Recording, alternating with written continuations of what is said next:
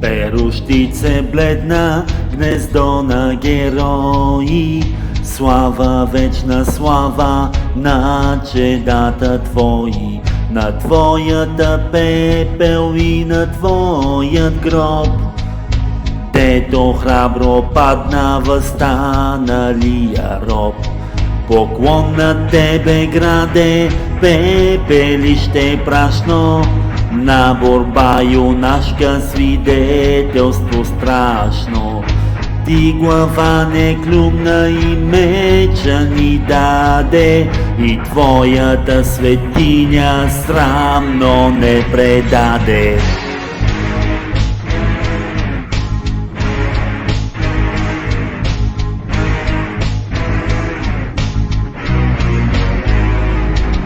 Храма беше пълен с деца и невести, с въстанници бодри и бащи злочести, които борбата в тези гидове спра.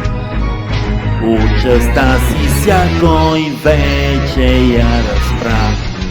Църквата беше прилична на пещ, задушена пълна с въздух горещ и с дим барутен свирепия глад. Издаваше вече своя вик познат.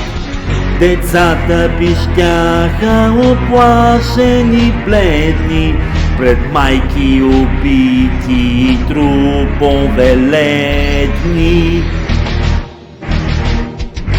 Перущице бедна, гнездо на герои, слава, вечна слава на чедата твои, на твоята пепел и на твоят гроб. Дето храбро падна възстаналият роб. Поклон на тебе, граде, пепелище прашно, на борба юнашка свидетелство страшно. И глава не клюмна и меча ни даде, и твоята светиня срамно не предаде.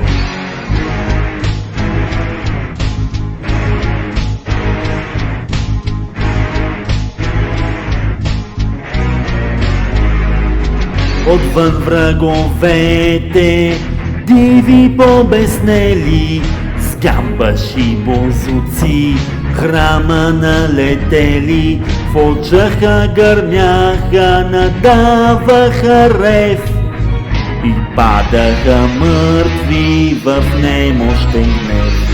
Главатарят техен в кръв топла оквасен, над жътва дива гледаше безгласен и страхът неволно обзе му духът.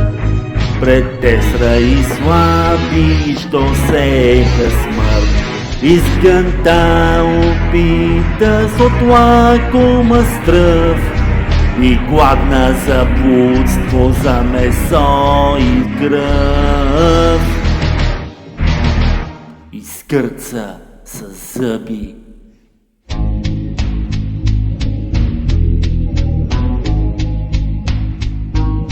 В този миг Кочо, простия чезмар, наранен, отслабнал и бунтовник стар, повика жена си, млада хубавица, нагърди с детенце с златна косица и рече: невясто, виж, настава сеч и по-лошо нещо, ти разбираш вече.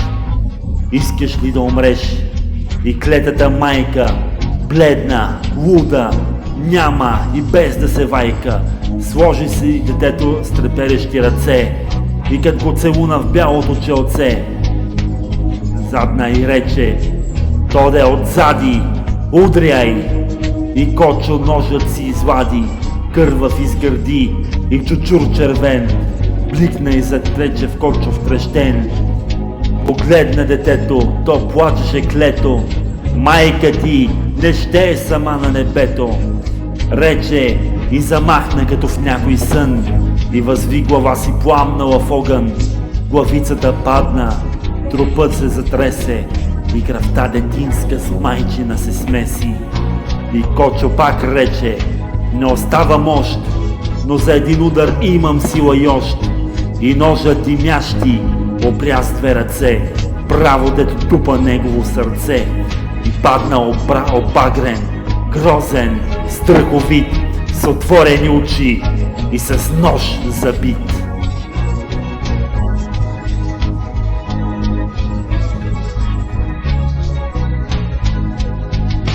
Перущице бледна, гнездо на герои, слава, вечна слава на чедата твои, на твоята пепел и на твоят гроб.